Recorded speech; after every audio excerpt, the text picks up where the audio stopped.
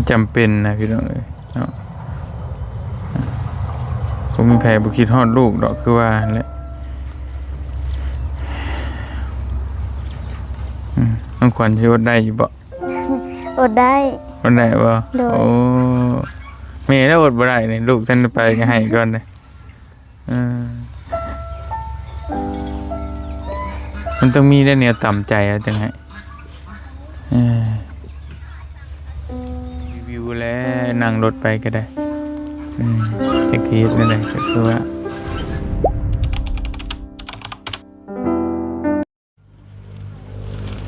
ว้าโตโอ้พี่น้องเลยย่างงกแงกงกงักอยู่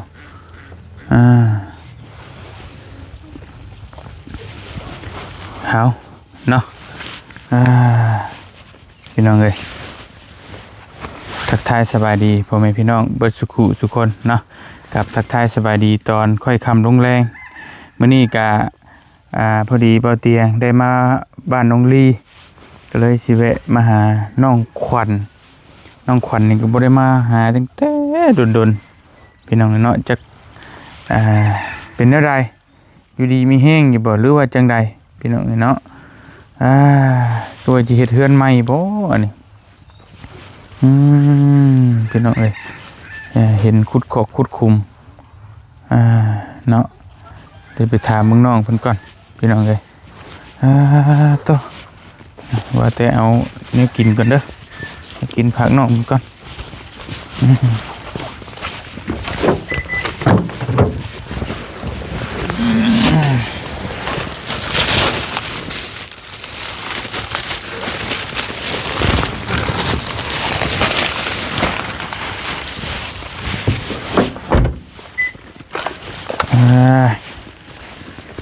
ไป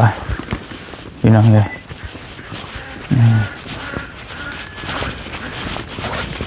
ปาโทบ่ได้เห็นกันตะเฮิงสวัสดีล่ะเฮ็ดยังน่ะพี่มังโมนี่บ่น้องสิได้เฮือนใหม่แล้ววันนี้บ่ได้เห็นกันตะเฮิงเติบสวัสดีล่ะเอาแล้วเฮ็ดยังน่ะอุ่นข้าวพี่น้องได้ยังกินแรงมื้อนี่ยังบ่มีไปฉันจับเสียมลงทงพุ่นแล้วหาคุดกบคุดเขียด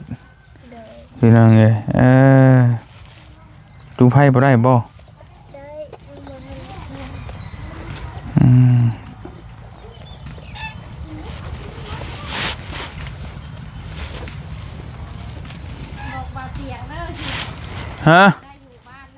ฮะไผ่นี่ไผ่น่ะแม่บ่ห่านเบาเตียงยังบ่เคยเห็นนึกเทื่อได้นี่เนาะตั้งแต่มานั่นบ่เคยเห็นนึกเทื่อสบายดีเอ้ยหากจะเห็นครั้งแรกเป็นอะไรคือว่าบ่ได้อยู่บ้านอยู่เมืองสิไปไสเพิ่นสิไปเฮ็ดงานแล้วไปเฮ็ดงานอยู่ไสสิไปไทยเฮ้ยไปมื้อใดน่ะว่าสิไปส่งมื้ออื่นไปมื้ออื่นอีกจ้ะน้องขวัญไปกรุงเทพเหรอบ่มีบ่ธรรมดาเฮ้ยมาเฮ็ดเฮือนนั่นแหละ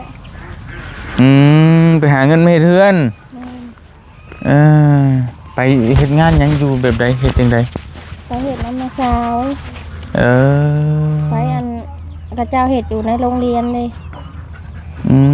เฮ็ดงานโรงเรียนสอนเป็นผู้ช่วยในครัวไผท่านได้ฮู้บ่นี่ท่านได้บอกไผบ่เพิ่นได้ทีมงานมาหาบ่เห็นมาหาก็ไปเฮ็ดรดน้ำให้เพิ่นมื้อนี้น่ะ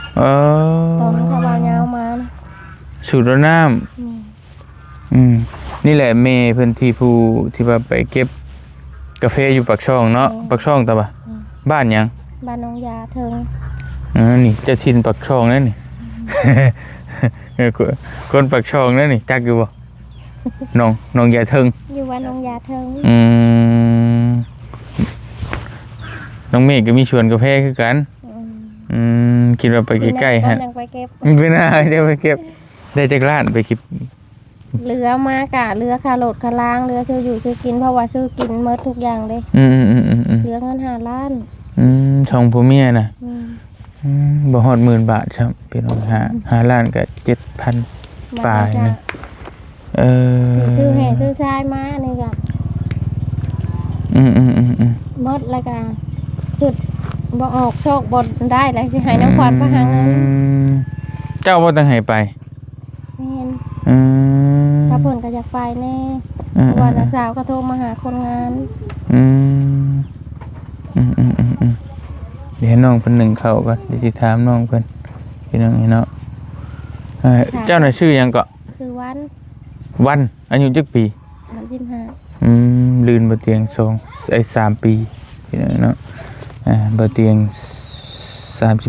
32ใช้พอกันไปใช่ซะ บ่ฮู้เด้มาแต่อันนั่นแล้วก็จักไปยามระดาเลย ยามระดา แม่ระดาที่กลางนก โอ้ระดา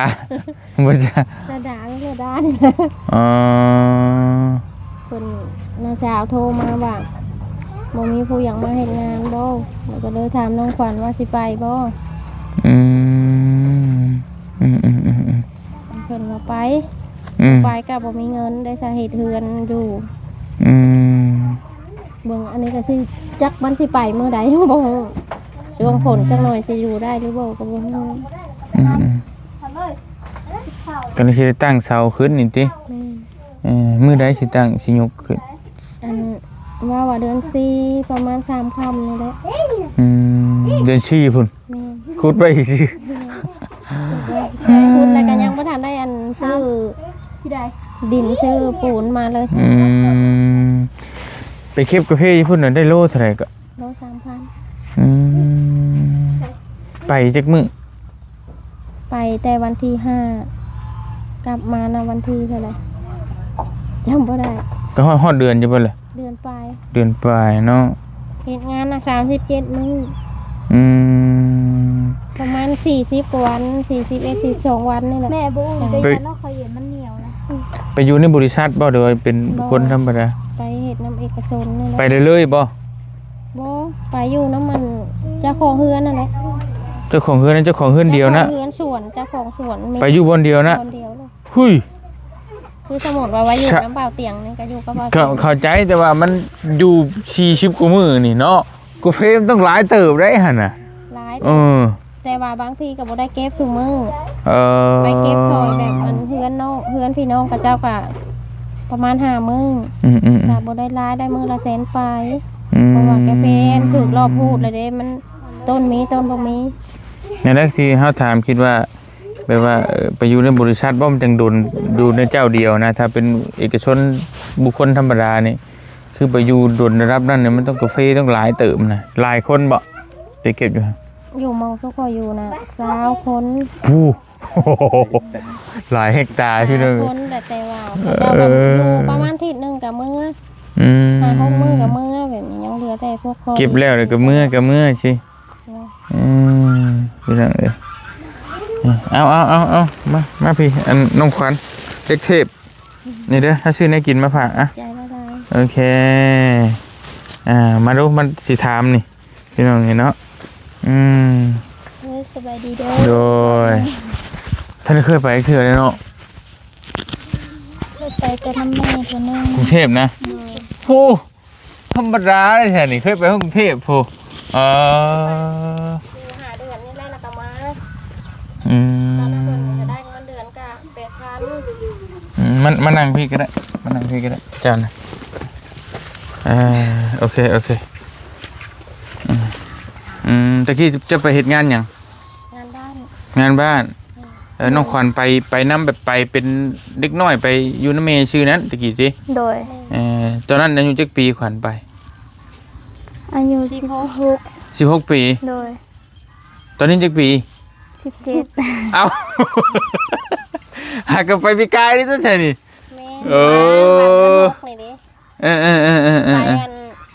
ไปเดือนนี่ยังไปเดือน8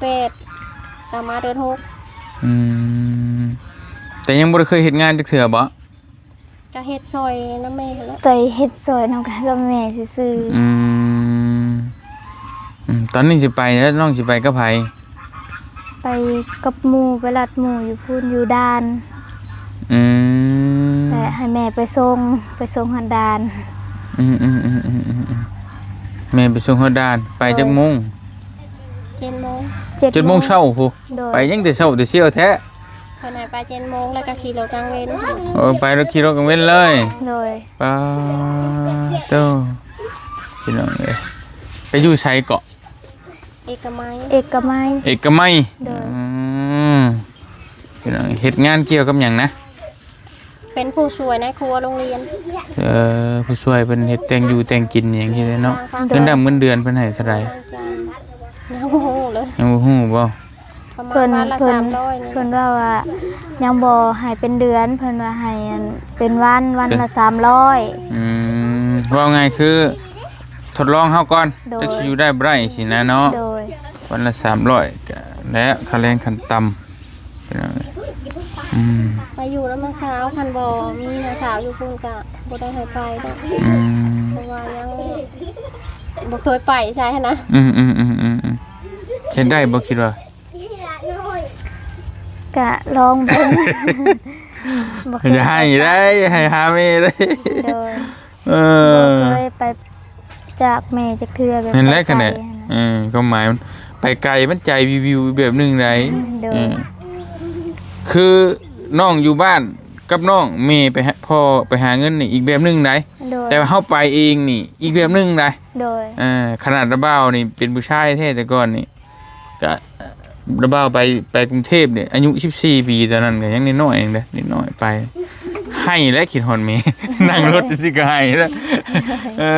แต่เฮ็ดได้มันจำเป็นนะมันเลยตัดสินใจเลย จำเป็นคือกันแหละ เนมหาคันสิขายงัวขายควายก็บ่มีงัวมีควาย จะกี่เฮ็ดได้ไหนเนาะ จักสิเห็นแนวใดก็ไปก็บ่ได้ไปอยู่น้ำผู้อื่นผู้ไกลไปอยู่น้ำน้าสาวคันอยู่บ่ได้ก็มานะคันเฮ็ดบ่ได้อยู่บ่ได้ก็มาไปเบิ่ง กระบาบเด้พี่น้องเอ้ย เฮ็ดได้อยู่ได้ก็อยู่ เพราะความอยากได้อยากมีนี่แหละเนาะเฮ็ดได้อยากมีเงินมีชาน อยู่เฮือนก็คือแบบนี้แหละบ่ได้ไปลิ้นสิได้ไปก็มีแต่หมู่ถาม ถามว่า ถามว่าแบบมีคนมาถ่ายไหมยังไงเพิ่นก็ว่าได้อยู่บ่แบบอันนั้น แบบมีคนช่วยบ่หยังสิบ่แล้วน้องตอบเพิ่นว่าได้บัด ยังบ่ทันมีหั่น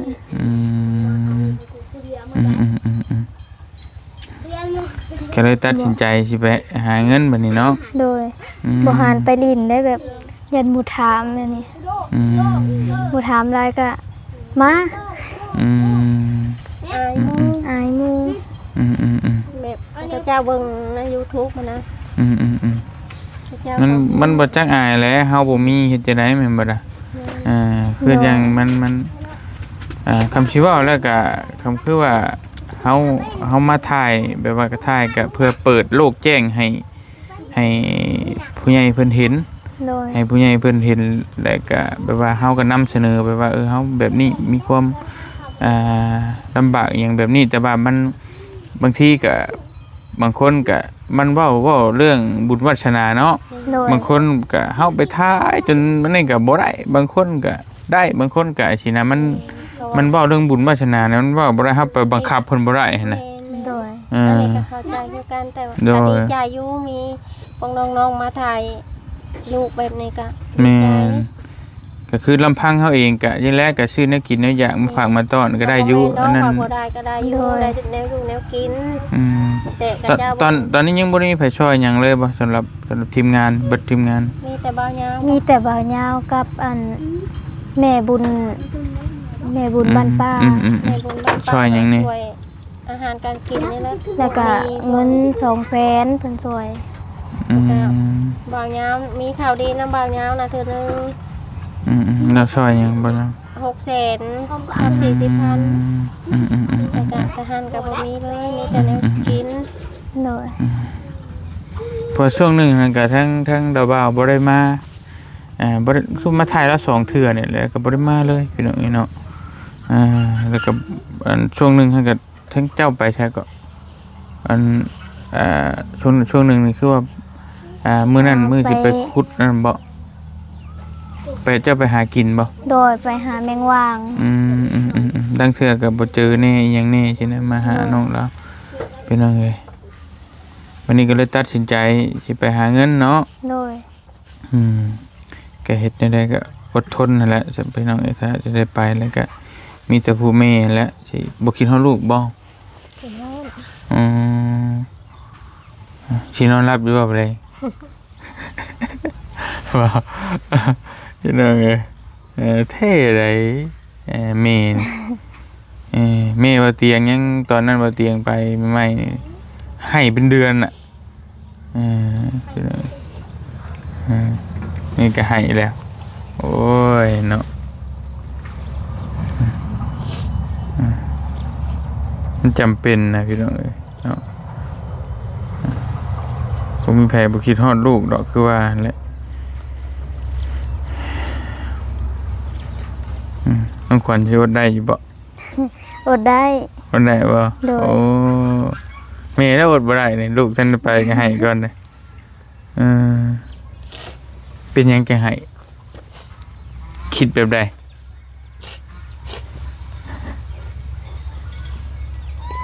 มันต้องมีได้แนวต่ำใจเอาจังไง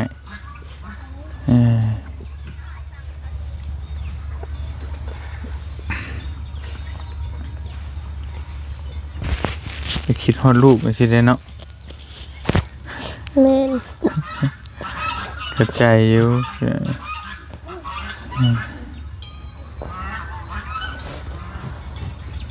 ใจวิวแล้วนั่งรถไปก็ได้จะเฮ็ดนั่นได้ก็คือว่าบัตรเบอร์เฮ็ดเบิดดบ่ มีแล้ว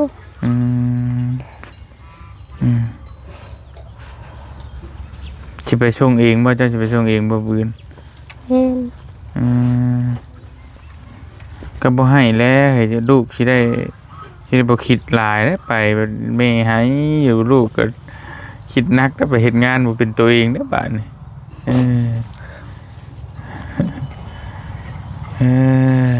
พี่น้องสิได้เฮ็ดจังได๋ลูกเต้า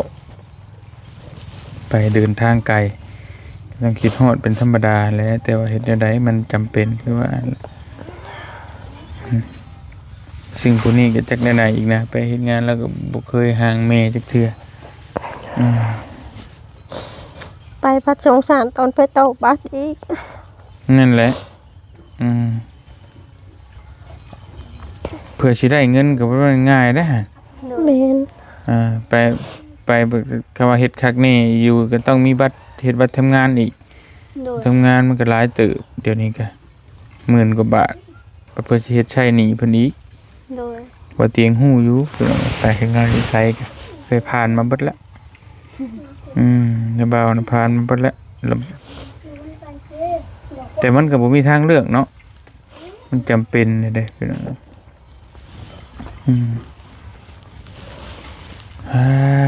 สิเฮ็ดจังได๋บาดนี้ เฮือนก็ตั้งสิตั้งเสาขึ้นก็ติงยิงบ่มีบ่ง่ายเด้เพิ่นสิเฮ็ดเฮือนแล้วนี่ปัดโตตอนลำพังแต่หาผู้เดียวนี่จักสิแนวใดพี่น้องเอ้ย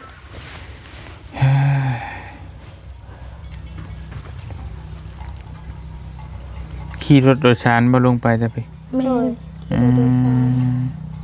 แล้วนัดกับหมู่อยู่บ้านได้ละ หมู่นะคนทางปักนะคนทางเซบังไพแต่ไปอยู่หม่องเดียวกัน แต่เพิ่นน่ะเห็นอันเป็นลูกน้องเจ้านายทำความสะอาดดูแลเจ้านายพวกนั้นน่ะแต่พวกนี้นะไปช่วยในครัวแบบเจ้านายนะเพิ่นมีโรงเรียนเป็นของตัวเอง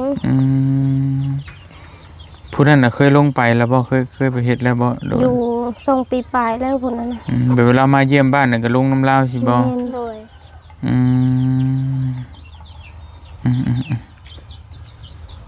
ใครอยู่ดอกซะพี่น้องนี่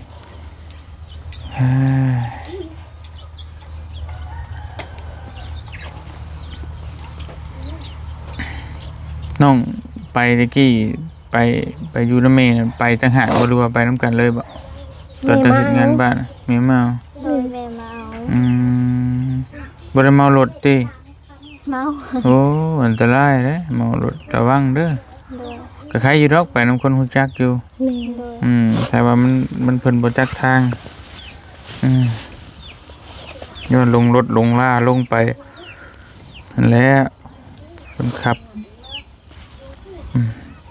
ไปลงหมอชิดนั่นก็จักมันหยังแล้วรถแท็กซี่ยุ่งยากอยู่บ่จักนั่นก็เพิ่นดึงไปก็บางเทื่อบ่ว่าดอกก็มันสิว่าไปเฮ็ดแนวบ่ดีบ่ได้บางเทื่อเพิ่นก็บางคนมันบ่ดีก็ตัวเอาเงินแต่ว่า มีแต่ตัวเอาเงินนั่นแหละแต่ว่าแท็กซี่ผี บ่จักเด้ แม่น เฮาก็เว้าเอาก็ อันนี้ก็จะว่าสิไปมื้ออื่นแล้วก็เลยอันถามงานกับเมื่อวานนี่ดอกน้าสาวถามก็ตัดสินใจกับเมื่อ ปุ๊บ วาน ปั๊บ นี้ เลย แม่น โอ้พี่น้องเอ้ยบ่มีทางออกได้เราก็ได้เฮ็ดได้ โดยไปต่อยไข่หมดคือมื้อนั้นนะไปบักไกลๆนึงไปอันบ่ได้ฮอดไข่หมดซ้ำ ขนาดไปหาต่อยไข่หมดก็ยังบ่ได้เลยบอกให้แม่หางานให้อยากไปอยู่เพื่ออะไรล่ะก็มันบ่มีเงิน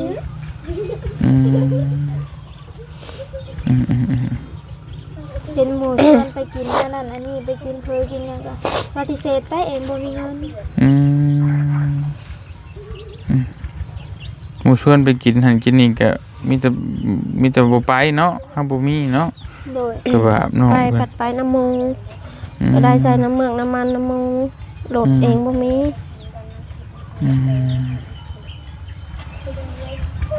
เฮ็ดจังได๋โอ้ยพี่น้องเอ้ย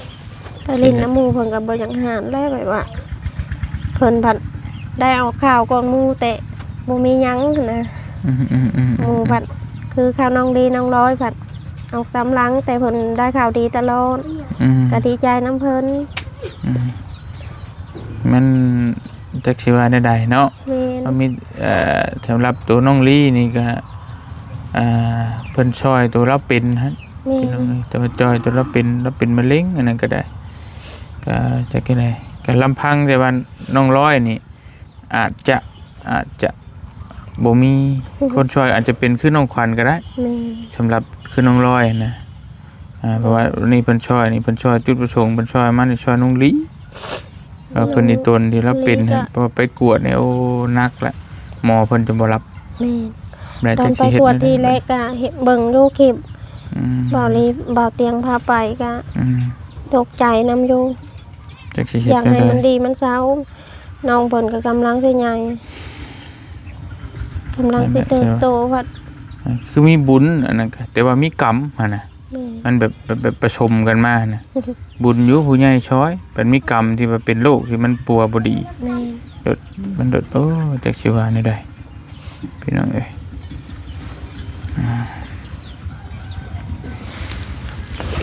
สายมีแต่สิเดินทางบื้นติ โดย โอ้ยพี่น้องเอ้ยให้เดินทางตลอดปลอดภัยเด้อซันเดอร์ดาเด้อเอาระบาวสิซอยเงินค่ารถลงไปเด้ออันนี้เงินระบาวเอง500 บาทเอาพอได้ซื้อกินซื้อยาลงไปเฮ็ดงานตั้งมุกตั้งใจเด้อ โดย เฮ็ดได้เงินได้คำผักกลับบ้าน โดย และเฮ็ดเรือนเฮ็ดชานให้แม่ โดย พี่น้องเอ้ยตั้งใจเฮ็ดงานพี่น้องเอ้ยเนาะจะไปตอนเช้าซ้ำแล้วว่าท่านได้ตื่นแต่ตอนสวยๆนี่ยังว่าสินั่นอยู่พี่น้องเอ้ย เพิ่นให้ไปประมาณ7:00 น7:00 นกว่าเพิ่นว่า ถ้าสวยๆแล้วบ่าวไปส่งก็ได้บ่ยากดอกแต่คือไปตอนแรกมื้อนี้แล้วบ่าวไปส่งก็ได้แต่ว่ามื้ออื่นพุ่น บ่ไปมื้ออื่นเพิ่นว่าให้ไปมื้ออื่นเพราะว่ามื้ออื่นเป็นมื้อดีมื้องามเพิ่นว่ากันลงเฮือนไปหาเงินแล้วเพิ่นให้ไปตอน7:00 น7:00 นกว่าไปประมาณ 7:00 นเช้าเหรอ แม่น 7:00 น ประมาณรถโดยสารออกนี่แหละ 7:30 พร้อมเนาะ โดย เ เอาโอเคได้อฉันว่าเมื่อป้าได้ฉันเด้อมาก็บ่เห็นแล้วบัดนี้เนาะ ยังได้น้องอ้อแล้ว อ่าๆ ยังแต่น้องอ้อ เออ เพิ่นก็อยากได้สูตรไปโรงเรียนก็บ่ได้ได้แต่สูตรเดียว โอเคสันเดี๋ยวสู้ๆเด้อล่ะเด้อไปเฮ็ดงานอยู่กรุงเทพก็ได้พี่น้องให้ได้เงินคำได้หลายพากลับบ้านมาให้แม่ ไปเดี๋ยวขอไม้ให้เฮานี่โอ้ยไปแล้วไปปะแล้วพี่น้องในบ้านนี่ไปกลับก่อนกลับด้วยหำเด้ออันนี้ลูกชายจ้ะโอเคไปเมื่อก่อนพี่น้องเลยโดยบ่เตียงกับสิขอตัวเดินทางก่อนจะได้ก็ขอมุกขอบใจขอบุญขอบคุณหลายๆพ่อแม่พี่น้องเบิดทุกคนที่ติดตามแล้วก็ฮักแพงเนาะก็มาเยี่ยมยามตามข่าวน้องขวัญแต่ว่า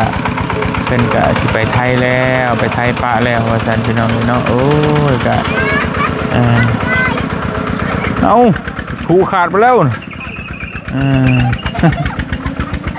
เพราะว่าพอความบ่มีอยากได้อยากมีอยู่ได้เฮือนได้ซ่านนี่แหละบ่จักความเฮ็ดแล้วก็บ่จักรอความหวังนะคือบ่อยากรอความหวังลมแรงๆแบบจักผู้ใหญ่เพิ่นสิช่วยหรือบ่ช่วยบ่ฮู้แต่ตัดสินใจให้ลูกไปหาเงินก่อนเลยพี่น้องเนาะเพื่อบ่อยากรอความหวังบ่อยากนิ่งดูดายนะบ่อยากอยู่ซื่อๆว่าซั่นซะไปให้กำลังใจน้องเพิ่นได้ๆก็อยู่ดีมีแฮงเบิดทุกคนเดินทางกลับก่อนสบายดีเด้อพี่น้องบ๊ายบาย